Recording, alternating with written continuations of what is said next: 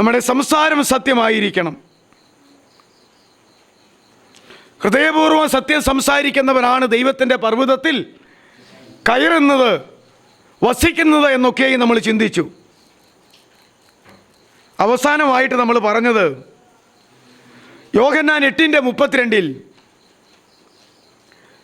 സത്യത്താൽ സ്വതന്ത്രരാക്കപ്പെടുന്ന ഒരനുഭവം ദൈവമക്കൾക്ക് അല്ലെങ്കിൽ കർത്താവിൻ്റെ ശിഷ്യന്മാർക്കുണ്ട്.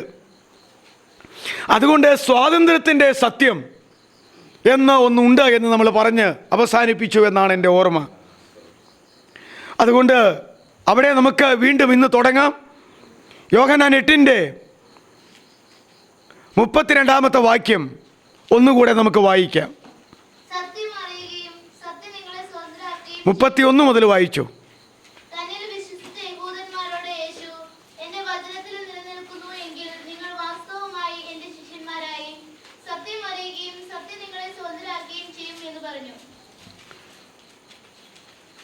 തന്നിൽ വിശ്വസിച്ച യഹൂദന്മാരോട്, അവർ കർത്താവിൽ വിശ്വസിച്ചവരായി മാറി, പാപക്ഷമ കിട്ടിയവരായി തീർന്നു. അങ്ങനെയുള്ള യഹൂദന്മാരുടെ സമൂഹത്തോടാണ് കർത്താവ് തുടർന്ന് പറയുന്നത്, നിങ്ങൾ എൻ്റെ വചനത്തിൽ നിലനിൽക്കുന്നു എങ്കിൽ വാസ്തവമായി എൻ്റെ ശിഷ്യന്മാരായി തീർന്ന് സത്യം അറിയുകയും ആ അറിയുന്ന സത്യത്താൽ നിങ്ങൾ സ്വതന്ത്രരാക്കപ്പെടുകയും ചെയ്യും. ഇവിടെ ഗവർണറായ പീലാത്തോസിനോടാ പറയുന്നത്, സത്യതൽപരനായവനാണ് എൻ്റെ വാക്ക് കേൾക്കത്തുള്ളൂ. ഒരുപിടി കാര്യങ്ങൾ അതുകൊണ്ട് പീലാത്തോസുമായിട്ട് സംസാരിക്കേണ്ട വല്ല കാര്യമുണ്ടോ? ഇല്ല. കാരണം സംഭവിക്കാൻ പോകുന്ന കാര്യം യേശുവിന് അറിയാം. ആദ്യം ഒന്ന് വിധിച്ചു, ജനം കാണുക വെള്ളമെടുത്ത് കൈ കഴുകി, എന്താ ഈ നീതിമാന്റെ രക്തത്തിൽ എനിക്ക് പങ്കില്ല. ഇവൻ ആരാ? കുറ്റവാളിയല്ല, നീതിമാനാ. അതുകൊണ്ട് ഇവനെ കൊല്ലാൻ വിധിച്ചാൽ ഇവൻ്റെ രക്തത്തിന് ഉത്തരവാദിത്വം എടുക്കേണ്ടി വരും. അതുകൊണ്ട് ഈ നീതിമാന്റെ രക്തത്തിന് എനിക്ക് പങ്കില്ല എന്ന് പറഞ്ഞ് ജനം കാണുക വെള്ളമെടുത്ത് കൈ കഴുകി ഒഴിവായതാ. പിന്നെ കുറച്ച് കഴിഞ്ഞപ്പോൾ എന്തു ചെയ്തു? അപ്പോൾ ഇവരെല്ലാം കൂടെ ഒച്ച വയ്ക്കാൻ തുടങ്ങി, അവനെ ക്രൂശിക്കുക, അവനെ ക്രൂശിക്കുക, ക്രൂശിച്ചു കൊല്ലണം എന്ന് പറഞ്ഞ്. അവനെ ക്രൂശിക്കാൻ അനുവദിക്കുന്നില്ലുവെങ്കിൽ നീ കൈസരുടെ സ്നേഹിതനല്ല, നീ കൈസരുടെ ശത്രുവാണ്. ഞങ്ങൾ മതപരമായി നിന്നെ കൈകാര്യം ചെയ്യുമെന്ന അതിൻ്റെ അർത്ഥം. മതപരമായി ഞങ്ങളൊരു മാസ് പെറ്റീഷൻ അയച്ചാൽ, പാലസ്തീൻ നാട്ടിൽ ആർക്കാ ഭൂരിപക്ഷം? യഹൂദന്മാർക്കല്ലേ? അയച്ചാൽ ഗവർണർ പോസ്റ്റ് തെറിച്ചുയിരിക്കും. അതുകൊണ്ട് അങ്ങനെ വന്നു കഴിഞ്ഞപ്പോൾ പറഞ്ഞു, എന്നാൽ നിങ്ങളുടെ ന്യായപ്രമാണം അനുസരിച്ച് നിങ്ങൾ അവനെ കൊണ്ടുപോയി ക്രൂശിച്ച് കൊന്നോളാൻ അടുത്ത വിധി. അരമണിക്കൂറിന് അപ്പുറത്തും ഇപ്പുറത്തും 2 വിധി പ്രഖ്യാപിച്ച ഒരു ജഡ്ജി ഭൂലോകത്തിലെ ചരിത്രത്തിലുണ്ടെങ്കിൽ നമ്മുടെ ആ ഗവർണർ പീലാത്തോസാ. നീതിമാന്റെ രക്തത്തിൽ പങ്കിലെന്നും പറഞ്ഞ് ആദ്യം വിധി പറഞ്ഞ് കൈ കഴുകി പോയതല്ലേ. എന്നാൽ ഇനി നിങ്ങളുടെ ന്യായപ്രമാണം കൊണ്ടുപോകുന്ന ഇവനെ തൂക്കിക്കൊന്നോളാനും വിധിച്ചു. അങ്ങനെ ഗവർണർ വിധിക്കാതെ തൂക്കാൻ പറ്റുമോ? പറ്റത്തില്ല. ന്യായപ്രമാണ പ്രകാരം പിടിക്കപ്പെട്ട് കഴിഞ്ഞാൽ അതിന് വേറെ ശിക്ഷയാണ്, കല്ലെറിഞ്ഞു കൊല്ലാം. പക്ഷേ കുരിശെ തൂക്കി കൊല്ലാൻ പറ്റുമോ? അപ്പോൾ ക്രൂശെ തൂക്കി കൊല്ലാനായിട്ട് വിധിക്കപ്പെട്ടിരിക്കുന്ന 2 കള്ളന്മാരുമുണ്ട്. അതുകൊണ്ട് ആ 3 പേരെ ഒരുമിച്ച് അന്ന് ക്രൂശ് മരത്തിലേറ്റിയത്. അതിൽ നടുവിലത്തെ ക്രൂശിൽ നമ്മുടെ കർത്താവും തൻ്റെ ഇടത്തും വലത്തുമായിട്ട് ഇതുപോലെ വിധിക്കപ്പെട്ട ഓരോ കള്ളനും ഉണ്ടായത്. അതുകൊണ്ട് നമ്മളെല്ലാവരും, ഞാൻ പറഞ്ഞതിൻ്റെ അർത്ഥം, സത്യതൽപരരായിരിക്കണമെങ്കിൽ മാത്രമേ ദൈവത്തിൽ നിന്ന് സത്യം വെളിപ്പെട്ട് കിട്ടുകയുള്ളൂ.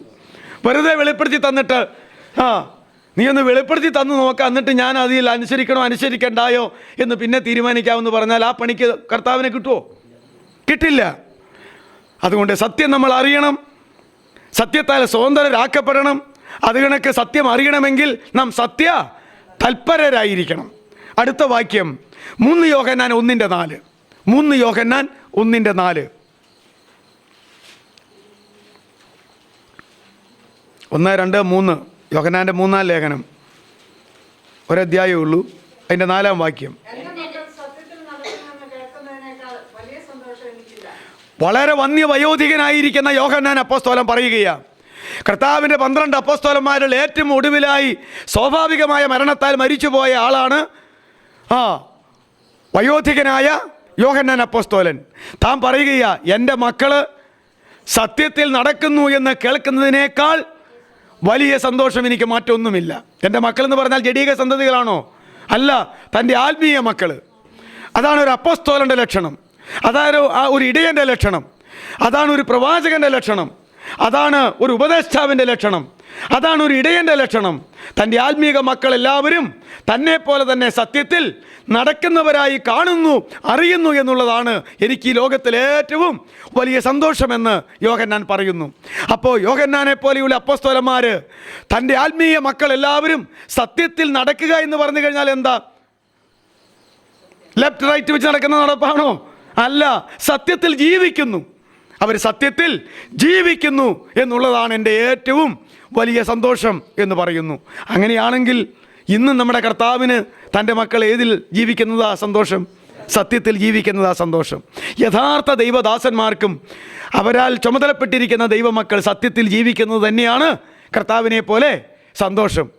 അതിന് ദൈവദാസൻ സത്യത്തിൽ ജീവിച്ചെങ്കിലല്ലേ അങ്ങനെ ജീവിക്കണം എന്ന് ആഗ്രഹിക്കാനും അങ്ങനെ ആഗ്രഹിച്ചതുകൊണ്ട് വിശേഷമുള്ളൂ, വേണ്ടേ? അതുകൊണ്ട് സത്യത്തിൽ നടക്കുക. എഫേസ്യർ 4:15-25 രണ്ട് വാക്യം വായിച്ചാട്ടെ. എഫേസ്യർ 4:15-25.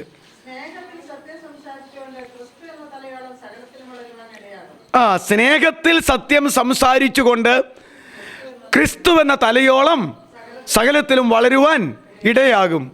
അപ്പോൾ സത്യം സംസാരിക്കണം, പക്ഷേ അതെന്തിലായിരിക്കണം? ദൈവ സ്നേഹത്തിലായിരിക്കണം. അങ്ങനെ ദൈവസ്നേഹത്തിൽ സത്യം സംസാരിക്കുന്നവരെല്ലാവരും എവിടം വരെ വളരും എന്നാണ് പറഞ്ഞേ? ക്രിസ്തു എന്ന തലയോളം വളരും. ശത്രുതയിൽ സത്യം സംസാരിക്കുന്നവരുണ്ട്. കാരണം ഒന്ന് താങ്ങിക്കൊടുത്താൽ അവനെ കമത്തിയടിക്കാൻ പറ്റും, ശരിയല്ലേ? അതുകൊണ്ട് സംസാരിച്ച് സത്യമല്ലേ എന്ന് ചോദിച്ചു കഴിഞ്ഞാൽ സത്യമാണ്. അത് ദൈവസ്നേഹത്തിലെ സത്യമാണോ? അല്ല. സത്യം സംസാരിച്ചു എന്നതുകൊണ്ട് മാത്രം പ്രസക്തിയില്ല. ഹൃദയപൂർവ്വ സത്യം സംസാരിക്കണമെന്നാ സങ്കീർത്തനത്തിൽ പറഞ്ഞേക്കുന്നത്. അതിന് പകരമാ ദൈവസ്നേഹത്തിൽ സത്യം സംസാരിക്കണമെന്ന് പുതിയ നിയമത്തിൽ പറഞ്ഞിരിക്കുന്നത്. ആ രണ്ട് പ്രമാണത്തിന് രണ്ട് കാലഘട്ടത്തിൻ്റെയും വ്യത്യാസമാണ്. ഹൃദയപൂർവ്വ സത്യം സംസാരിക്കുക, ഇവിടെ ദൈവസ്നേഹത്തിൽ സത്യം സംസാരിക്കുക എന്ന് പറഞ്ഞിരിക്കുന്നു. 25-ാമത്തെ വാക്യം എന്താ? 4-ന്റെ ആകയാൽ ഫോഷ്ക്ക് ഉപേക്ഷിക്കണം. താൻ്റെ കൂട്ടുകാരനോട് എന്ത് ചെയ്യണം? സത്യം സംസാരിക്കണം. ഫോഷ്ക്ക് ഉപേക്ഷിക്കണം, സത്യം സംസാരിക്കണം. നമ്മൾ ചിന്തിച്ചിട്ടുണ്ട്, വെളിപ്പാട് പുസ്തകം 14-ാം അധ്യായത്തിൻ്റെ 5-ാമത്തെ വാക്യത്തിൽ ഫോഷ്ക്ക് അവരുടെ വായിൽ ഉണ്ടായിരുന്നില്ല. കാരണം അവരെല്ലാവരും നിഷ്കളങ്കന്മാരായിരുന്നു. അങ്ങനെയല്ലേ വായിക്കുന്നേ? വെളിപ്പാട് 14-5 നമുക്കറിയാവുന്നതല്ലേ? അവിടെ ഫോഷ്ക്ക് അവരുടെ വായിൽ ഉണ്ടായിരുന്നില്ല. പിന്നെ സിയോൻ മലയിൽ കുഞ്ഞാടും അവനോടുകൂടെ നെറ്റിയിൽ അവൻ്റെയും പിതാവിൻ്റെയും പേരെഴുതപ്പെട്ടവരായ 144,000 വിശുദ്ധന്മാരും നിൽക്കുന്നത് കണ്ടു എന്ന് പറഞ്ഞാൽ തുടങ്ങുന്നത്. അവസാനിപ്പിക്കുന്നത് ഫോഷ്ക്ക് അവരുടെ വായിൽ ഉണ്ടായിരുന്നില്ല, അവർ കളങ്കമില്ലാത്തവരായിരുന്നു. നോക്കിക്കേ, അപ്പോൾ ആ ആശയമാണ് ഇവിടെ പറയുന്നേ. 25-ാമത്തെ വാക്യം ഇനി ഒന്ന് വായിച്ചേ. എഫേസ്യർ 4:25 ഇനി വായിച്ചേ. ആകയാൽ ഫോഷ്ക്ക് ഉപേക്ഷിച്ച് ഓരോരുത്തൻ താൻ്റെ കൂട്ടുകാരനോട് സത്യം സംസാരിക്കുക. ഇപ്രകാരമുള്ള സത്യത്തിലെല്ലാം ആയിരിക്കുന്നവരാണ് സത്യത്തിൽ ദൈവത്തെ ആരാധിക്കുന്നുള്ളൂ. അല്ലാതെ നമ്മുടെ ഇന്നത്തെ കാട്ടിക്കൂട്ടലുകളും പ്രോഗ്രാം പരിപാടികളും ഈ സഭാ ശുശ്രൂഷകർ ഇട്ട് ചാടിച്ച് തുള്ളിച്ച് നൃത്തം ചെയ്യിക്കുന്നതൊന്നും എന്തായിരിക്കത്തില്ല? സത്യത്തിൻ്റെ ആരാധനയായിരിക്കത്തില്ല. സത്യമൊന്നും ഇല്ലാത്തവരെ കൊണ്ടാണ്, ഇല്ലാത്ത പാസ്റ്റർമാരും ഇല്ലാത്ത വിശ്വാസികളെ കൊണ്ടുവാ ഈ പങ്കപ്പാടെല്ലാം കഴിപ്പിക്കുന്നത്. പക്ഷേ വചനത്തിൽ പറയുന്നു ആത്മാവിൽ സത്യത്തിലും ആരാധിക്കേണ്ടത്. അതിൽ സത്യത്തിൻ്റെ വിശദീകരണമാണ് വചനപ്രകാരം. അങ്ങനെ ഒരു വാക്യം വായിച്ചാൽ പിന്നെ നമുക്കോ ആരെങ്കിലും പറയണ കേട്ടോ ഉള്ള കാര്യം വെച്ചല്ല ആരാധിക്കുന്നത്. സത്യത്തിൽ ആരാധിക്കണമെന്ന് പറഞ്ഞാൽ സത്യം എന്തെന്ന് എവിടെയാണ് വിശദീകരിച്ചിട്ടുള്ളത്? ബൈബിളിൽ തന്നെ. പഴയ നിയമത്തിലും പുതിയ നിയമത്തിലുമുണ്ട്. ആ സത്യത്തിലാണ് നമ്മുടെ ആരാധന. അപ്രകാരമുള്ള ആരാധനയല്ലാതെ ഒന്നും സ്വർഗം കേൾക്കുകയോ ഇല്ല, അംഗീകരിക്കുകയോ ഇല്ല. മറ്റതൊക്കെ നമ്മുടെ തോന്നൽ മാത്രമല്ല, ഈ ലോകത്തുള്ള മനുഷ്യൻ ദൈവവിശ്വാസം, എന്ത് ദൈവമെങ്കിലും ആകട്ടെ, ഏത് ദൈവമെങ്കിലും ആകട്ടെ, അങ്ങനെയുള്ള ദൈവവിശ്വാസം, നിരീശ്വരവാദികളല്ല എന്നർത്ഥം ഞാൻ പറഞ്ഞ വാക്കിൻ്റെ, അങ്ങനെയുള്ള ദൈവവിശ്വാസികളെല്ലാം അവരവരുടെ ദൈവത്തെ വിളിച്ച് ആരാധിക്കുമ്പോൾ, പ്രാർത്ഥിക്കുമ്പോൾ അവർക്ക് ആവശ്യമായിട്ടുള്ള അനുഗ്രഹങ്ങളും ഗുണഗണങ്ങളും എല്ലാം അവിടുന്ന് കിട്ടുന്നില്ലേ? ഇല്ലേ? ഉണ്ട്. അതുകൊണ്ട് നമുക്കും കിട്ടുന്നുണ്ട്. അതുകൊണ്ട് സത്യത്തിൽ ആരാധിച്ചിട്ടാണെന്നാണോ അതിൻ്റെ അർത്ഥം? അല്ല.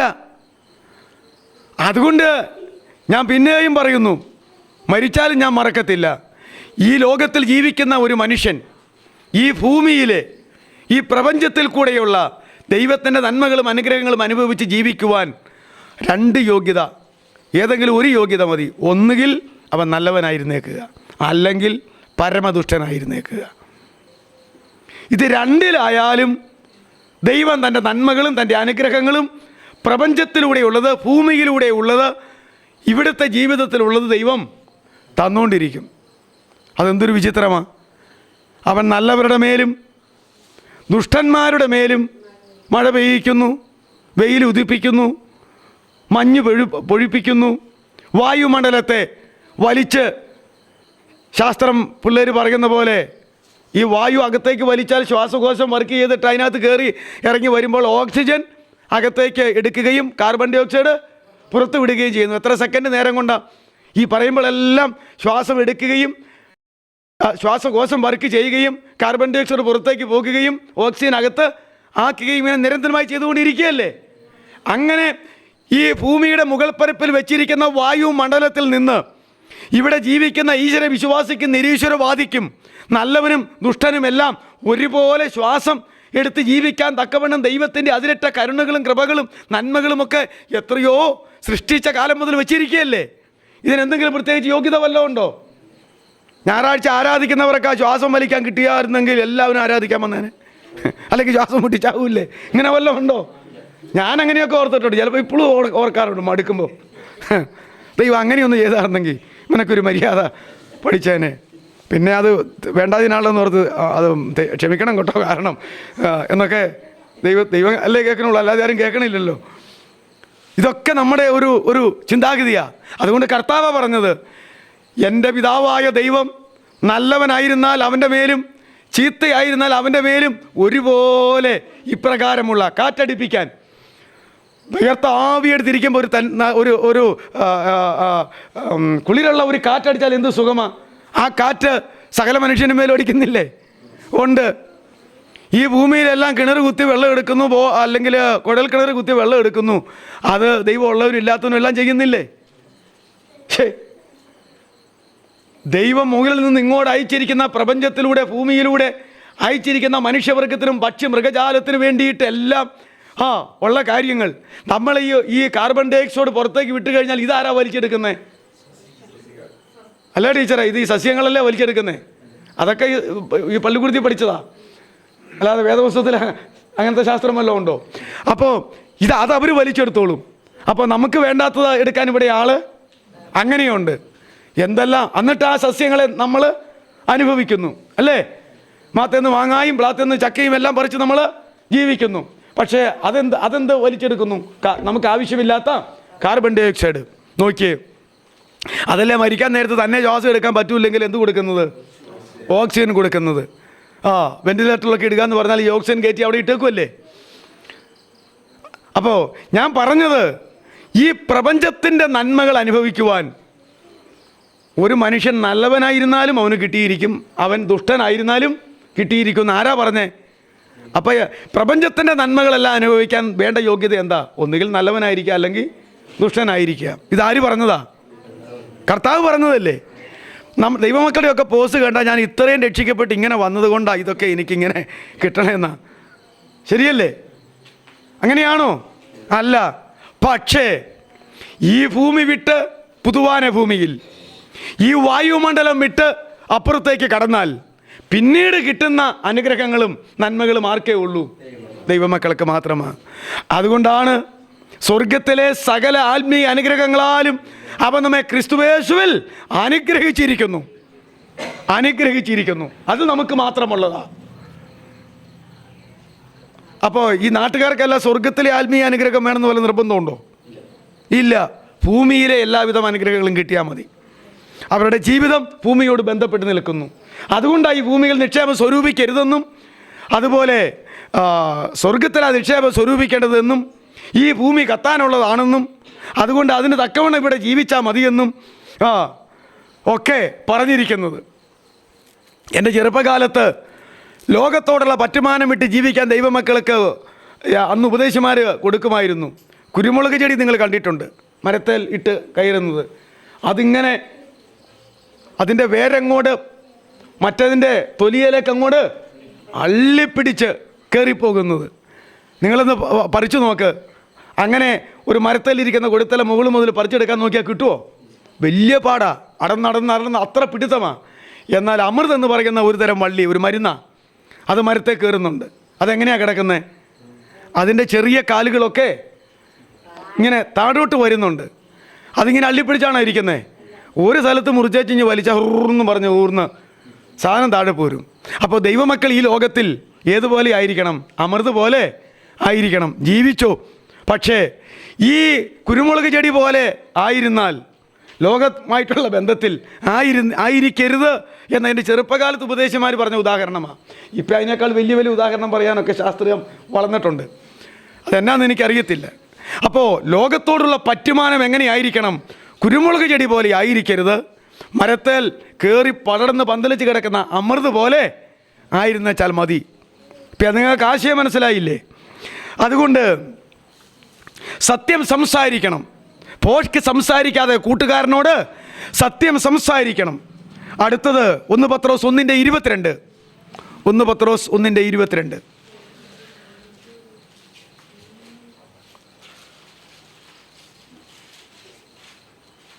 എന്നാൽ സത്യമനുസരിക്കയാൽ നിങ്ങളുടെ ആത്മാക്കളെ നിർവ്യാജമായ സഹോദരപ്രീതിക്കായി നിർമ്മലീകരിച്ചിരിക്കൊണ്ട് ഹൃദയപൂർവ്വം അന്യോന്യം മുറ്റ് സ്നേഹിപ്പിൻ. മതി. സത്യം അനുസരിച്ചത് കൊണ്ടാണ് അവിടെ പറയുന്ന ഹൃദയ നിർമ്മലീകരണത്തിൻ്റെ അനുഭവത്തിലേക്കൊക്കെ വന്നിരിക്കുന്നതെന്നാണ് പറയുന്നത്. അപ്പോൾ ദൈവമക്കൾ എല്ലാവരും എല്ലാ ദൈവികമായ സത്യങ്ങളും അനുസരിക്കുവാൻ ബാധ്യസ്ഥരാണ്. ഭൂരിപക്ഷ സത്യം അനുസരിച്ചു, ന്യൂനപക്ഷം ഞാൻ അനുസരിച്ചില്ലെന്ന് പറഞ്ഞാലും അതുകൊണ്ട് വിശേഷമില്ല. ഒരാൾ പാപിയാകാൻ എത്ര പാപം ചെയ്യണം? ഒരു പാപം ചെയ്താൽ പോരെ? ആ ആളുടെ പേരെന്താ? പാപി. പിന്നെ പാപത്തിൻ്റെ എണ്ണം നോക്കുമ്പോഴാണ് അവന് 15, ഇവക്ക് 28, എനിക്ക് 58 എന്നൊക്കെയുള്ള എണ്ണം. അപ്പോൾ ഒരു പാപം ചെയ്താലും ആളാരാ? നമ്മൾ ഒരു പാപ പ്രവൃത്തി ചെയ്തില്ലെങ്കിൽ പോലും ജന്മനാ പാപികളായതുകൊണ്ട് നമ്മുടെ സ്വഭാവവും ജനനവും എല്ലാം എന്താ? പാപത്തിലാണ്. അത് വേറൊരു കാര്യം. ഞാൻ പറഞ്ഞത് ഭൂരിപക്ഷം കാര്യത്തിൽ നമ്മൾ സത്യം അനുസരിച്ചു എന്നതുകൊണ്ട് ഭൂരിപക്ഷം നോക്കി ദൈവം നമുക്ക് സ്വർഗം തരുമോ? ഇല്ല. അനുസരിക്കേണ്ട സത്യം മുഴുവൻ അനുസരിച്ചെങ്കിൽ മാത്രമേ പ്രയോജനമുള്ളൂ. ഭാഗികമായ സമർപ്പണമോ ഭാഗികമായ ഒന്നും ദൈവത്തോടുള്ള ബന്ധത്തിലില്ല. അത് നന്മയായാലും തിന്മയായാലും പൂർണ്ണതയായി ആയിരിക്കണം. വേണ്ടേ? ഇതാ അടുത്തത് എഫേസ്യ 6:14. എഫേസ്യ 6:14. മതി. ദൈവമക്കൾ അരയ്ക്കെന്ത് കെട്ടിയിരിക്കണം? സത്യം കെട്ടിയിരിക്കണം. അന്ധകാര ശക്തികളോട് പോരാടാനായിട്ടുള്ള ദൈവത്തിൻ്റെ സർവായുധവർഗം ധരിക്കണമെന്ന് പറഞ്ഞുകൊണ്ട് ആ സർവായുധവർഗം ഏത് എന്ന് വെളിപ്പെടുത്തുന്ന വേദഭാഗമാണ് എഫേസ്യ ലേഖനം 6-ാം അധ്യായം. നമുക്ക് പോരാട്ടമുള്ളത് ജഡരക്തങ്ങളോട് അല്ല, പിന്നെയോ വാഴ്ചകളോടും അധികാരങ്ങളോടും അന്ധകാരത്തിൻ്റെ ലോകാധിപതികളോടും സ്വർലോകങ്ങളിലെ ദുഷ്ടാത്മ സേനയോടുമത്രേ. അതുകൊണ്ട് നിങ്ങൾ ദൈവത്തിൻ്റെ സർവായുധവർഗം ധരിക്കണം. തല മുതൽ കാല് വരെയുള്ള മനുഷ്യ ശരീരത്തിൽ ധരിച്ചുകൊണ്ട് സംരക്ഷണം ലഭിച്ച് അവനോട് പോരാടേണ്ട സർവായുധവർഗം പറഞ്ഞു വരുന്നു. എന്നാൽ അതിൽ സത്യം എന്നുള്ളത് ഒരു ഘടകമാണ്. അതെവിടെ കെട്ടിയിരിക്കണം എന്നാണ് പറഞ്ഞത്? സത്യം അരയ്ക്ക് കെട്ടിയിരിക്കണം. സത്യം അരയ്ക്ക് കെട്ടുക എന്ന് പറഞ്ഞാൽ ഇപ്പം എനിക്കത് പറഞ്ഞു തരാൻ വളരെ എളുപ്പമാണ്. ആദ്യത്തെ അടിവസ്ത്രത്തിനൊരു വലിയ കെട്ടുണ്ട്, അതിൻ്റെ വള്ളി കൊണ്ട് തന്നെ, അല്ലെങ്കിൽ അതവിടെ ഇരിക്കുമോ? രണ്ടാമതിട്ട ഫാൻസിന് കാര്യം അതിൻ്റെ ബട്ടൺസൊക്കെ ഇടുന്നുണ്ട്, എന്നാലും അതിനെന്ത് ഇട്ട് മുറുക്കുന്നു? ബെൽറ്റ് ഇട്ട് മുറുക്കുന്നു. അതുകൊണ്ട് അത് അരയിൽ അങ്ങനെ ഫിറ്റ് ചെയ്തിരിക്കുന്നത്. മൂന്നാമത് ഈ വലിയ കുപ്പായം ഇട്ടപ്പോഴും ഇതിവിടെ വേണ്ടുമണം ഇരിക്കാനായിട്ട് അതിൻ്റെ മുകളിൽ ഒരു ബെൽറ്റ് കെട്ടിയിരിക്കുന്നത് നിങ്ങൾക്ക് കാണാം. യഥാർത്ഥത്തിൽ 3 കെട്ട് ഇല്ല ഞാനിപ്പോൾ നിൽക്കുന്നത്. അപ്പോൾ അതുകൊണ്ട് ഈ വസ്ത്രങ്ങളെല്ലാം എൻ്റെ ശരീരത്തോട് ബന്ധപ്പെട്ട് ആയിരിക്കേണ്ടതുപോലെ ആക്കി നിർത്തിയിരിക്കുന്നത്. വെറും ഈ വസ്ത്രം ഇങ്ങനെ ഇട്ടാൽ കിടക്കുമായിരുന്നോ? ഇല്ല. 3 കെട്ട്. ഒന്ന് തുണിയുടെ ചരട് തന്നെ, പിന്നെ ഇത് കൂട്ട് ബെൽറ്റ് തന്നെ, പിന്നെ ഇപ്പോഴും ഈ ബെൽറ്റ് തന്നെ. അപ്പം ഞാൻ പറഞ്ഞത് അരക്കെട്ട് എന്ന് പറയുന്നത് ഇതാ. നമ്മൾ ഈ ബെൽറ്റ് എന്ന് പറയുന്ന അരക്കെട്ട്, ഇത് പലതരത്തിലുള്ള അരക്കെട്ടുണ്ട്. മെത്രാമാരൊക്കെ കെട്ടുന്ന കണ്ടിട്ടില്ലേ? കുറച്ചുകൂടെ വീതിയുള്ള ചുമന്ന ഇത് കണ്ടിട്ടില്ലേ? അതുകൊണ്ട് തന്നെ പോലീസുകാരുടെ വേഷം നോക്കിക്കേ, അവരുടെ കെട്ടും ബെൽറ്റും ഒക്കെ കാണാൻ മേലേ. എന്തിനോ തയ്യാറാകുന്നു. അപ്പോൾ ദൈവമക്കൾ, ക്രിസ്തുവേശുവിൻ്റെ നല്ല ഭടനായി നീയും എന്നോട് കൂടെ കഷ്ടം സഹിക്കുക. യേശു ക്രിസ്തുവിൻ്റെ നല്ല ഭടന്മാരായിരിക്കണം ദൈവമക്കൾ. അതുകൊണ്ട് തോക്കെടുക്കാനല്ല പറഞ്ഞിരിക്കുന്നത്, ഭടന്മാരായിട്ട് എന്നോടുകൂടെ കഷ്ടം സഹിക്കാനാണ് പറഞ്ഞിരിക്കുന്നത്. അത്രയും വ്യത്യാസമുണ്ടെന്ന് മാത്രമേ ഉള്ളൂ. അതുകൊണ്ട് ഒരു ഭടൻ്റെ വേഷവിധാനങ്ങളെക്കുറിച്ചാണ് പറഞ്ഞിരിക്കുന്നത്.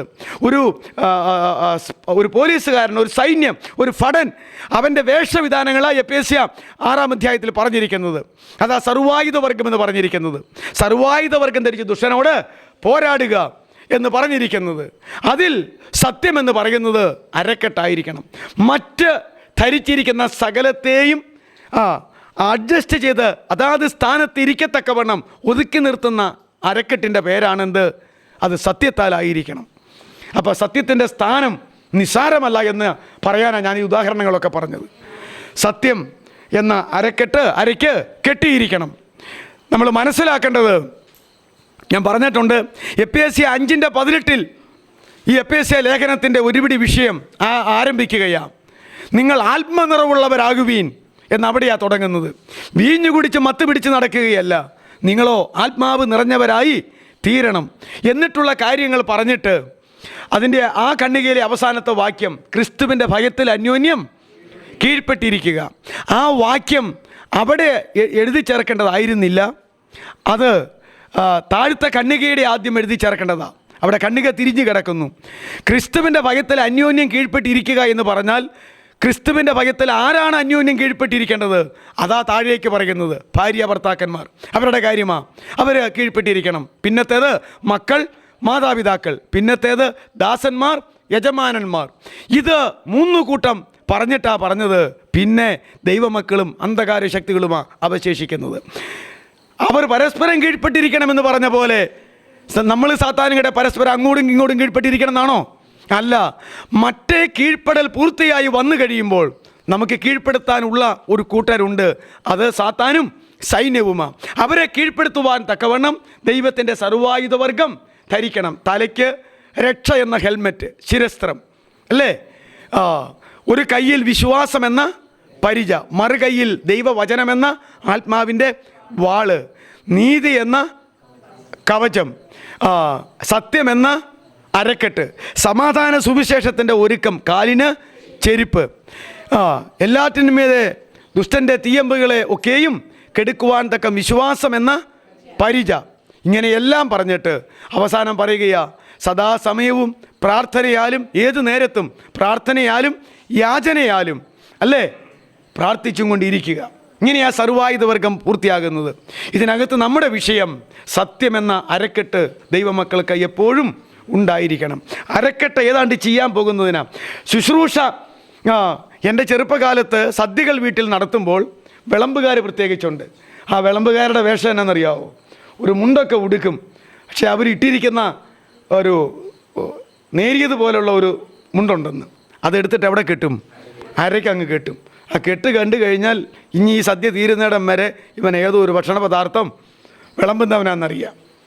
അപ്പോൾ മറ്റുള്ളവർക്ക് ഭക്ഷണ പദാർത്ഥങ്ങൾ വിളമ്പിക്കൊടുക്കാനായിട്ടുള്ള ഒരുക്കമാണ് അവിടെ കാണിക്കുന്നത് അല്ലേ? കർത്താവ് മേൽവസ്ത്രം ഊരി തൂക്കിയിട്ടിട്ട് ഒരു തുവർത്തെടുത്ത് താൻ എന്ത് ചെയ്തു? അരയ്ക്ക് കെട്ടി. അവരുടെ കാല് കഴുകാൻ പോകുന്ന പണിയാണ്. അപ്പോൾ ഇവിടെ ദൈവമക്കളുടെ അരയ്ക്ക് എന്ത് കെട്ടിയിരിക്കണം എന്നായി പറഞ്ഞത്?